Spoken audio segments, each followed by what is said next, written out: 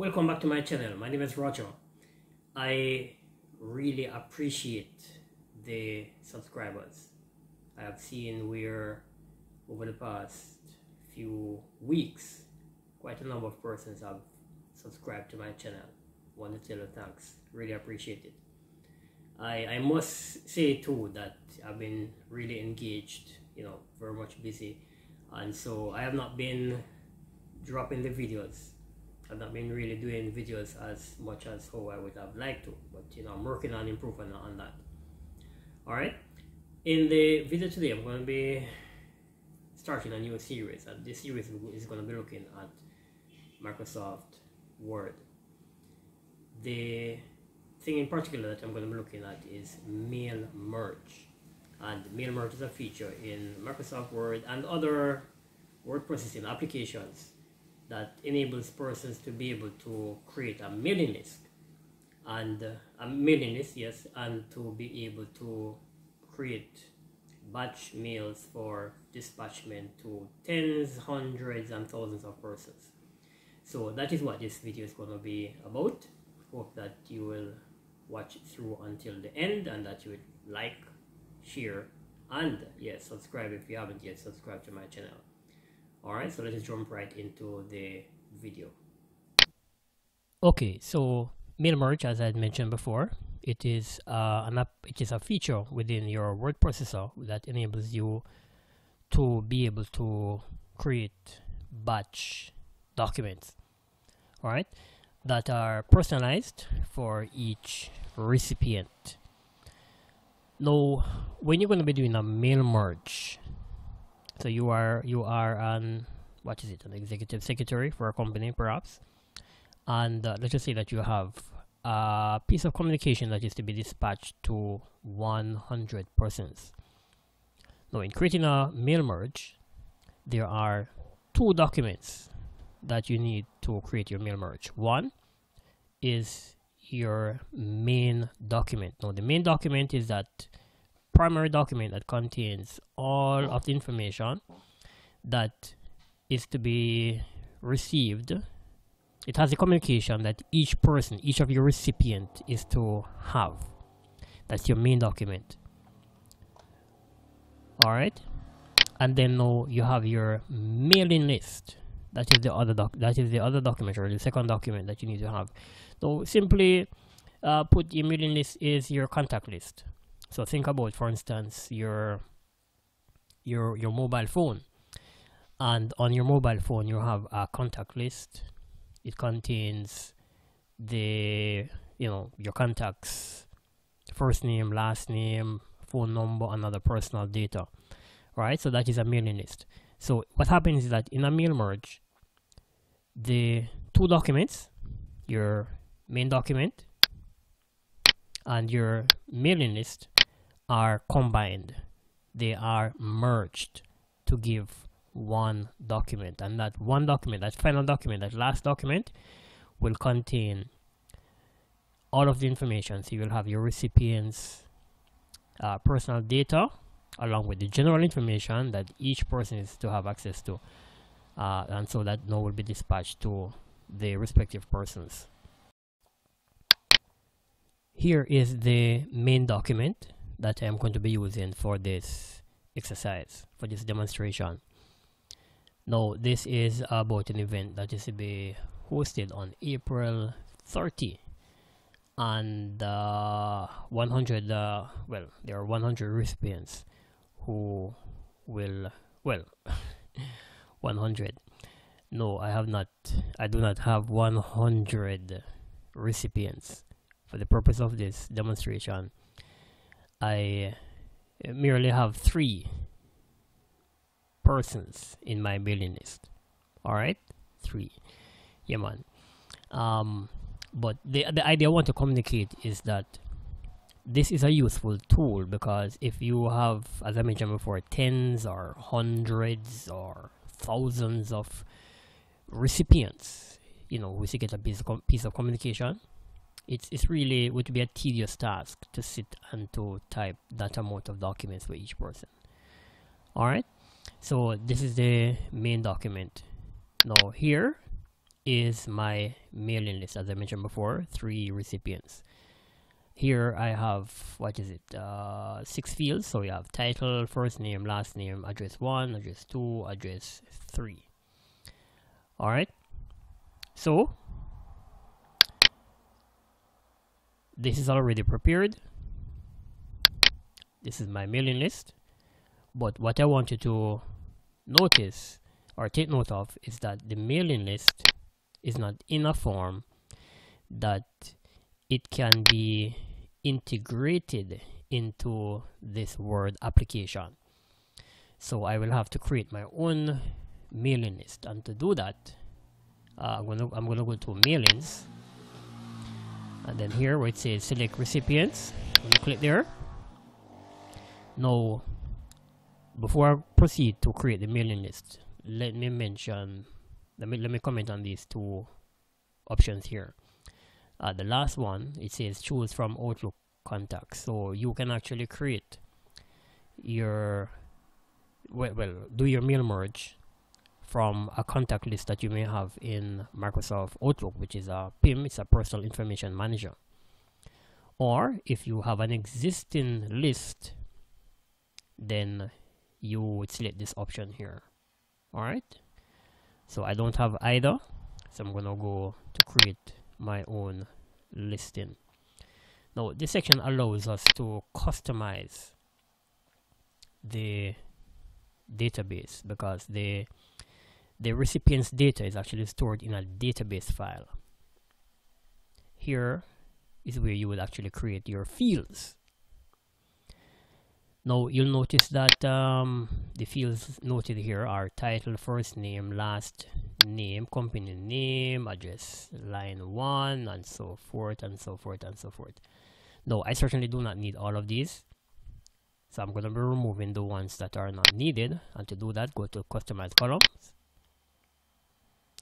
and so company name, I don't need that, so click on that, select delete, and if I tap yes on my keyboard, that will go away. So you may want to incorporate some methods to, you know, get through this as quickly as possible. So use both hands, one hand on the mouse, for instance. I'm using a laptop, yes, but I'm actually using an external mouse and keyboard. So delete. No, I need address line 1, so it's supposed to be city. Take that out, that also, and I'm going to be removing all the rest. All of this is really situational, so when you're creating your own mailing list, you will determine the fields that you need to have in your mailing list. Alright, so now I have done that. The other part of the process is to populate the table with this information here. Alright, so I'm going to proceed to do that. Alright, so the first one is the title. That's Mr. And if you hit the tab key, it will take it to the next cell on the right, and the first name is Anna.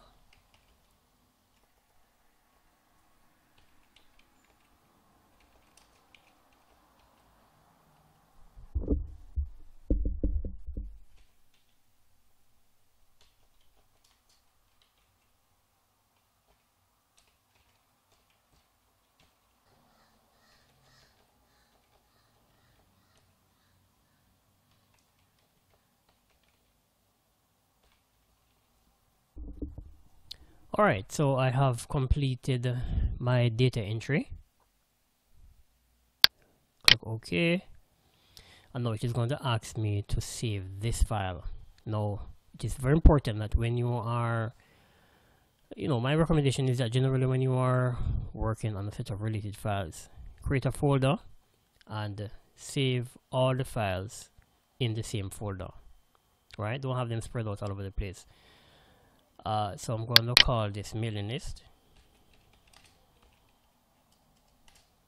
and if you wish to, you can probably even give it a date. All right, even though it would have a date stamp. The file typically would have a date stamp in the properties. All right, so that's it. I actually had the file already, but I'm just going through the motion. All right, so go back to my main document. Now the other thing that we're going to be doing now, so we are now at the last stage of the process. So I have created the main document, I've created the mailing list. The other part is actually to insert the merge fields in the main document here. All right, and of course all of this is done in mailings. Now to do that, I would need to click here on insert merge fields, but if you notice, this is grayed out. That means it is not available, which means that this document is not linked to that mailing list. So I'm going to have to establish that link. To do that, click on select recipients, and then this option here, use an existing list, and then now I'm going to search for the file. Here it is. Click on that, click OK. Notice now that it is now available. So but before I actually click there to start inserting the merge fields, I need to first of all position the cursor at the very points that I wish to have each field inserted. Right, so I'm going to start right there. So go to insert merge fields, and the first field and I'm going to insert is title, and then I need to insert a space there before I insert the next field, which is first name. Now if I didn't do that, after the document is merged, then everything would be adjoined. So you would have title, which is Mrs. Anna Williamson. You would actually have Mrs. Anna just being one thing, rather than them being separate words. Space again, then insert the last name, and then the address now will be in the other line. So go down there, address line 1, go to the next line, select address line 2, next line again, select address line 3. So that's it for that. Now the other thing is that I need to make some adjustment to the salutation here. So there is there already, along with a colon. You may choose to use a comma. I'm going to insert a space there. So when I insert the first field, there will be a space between there and that field. Here again, what you do here will be based totally on you, your culture, the culture of your organization. All right, so we may choose to, for instance, insert the person. We may be quite formal, so we may say, for instance, title. So we want to address a person by his or her title, followed by the last name. Okay, or perhaps, you know, it is somewhat informal, and so you may perhaps, rather than doing all of this, you just insert the person, the field for the person's first name. So it would be, for instance, Dear Anna. All right, so that is that. Now what I would recommend that you do here also is to save this document, because it is possible that later on you may want this document, this very document with the merge fields, to make some adjustments to it, to redispatch, you know, to customize it and dispatch it to some other group of persons. All right, so you need to save this.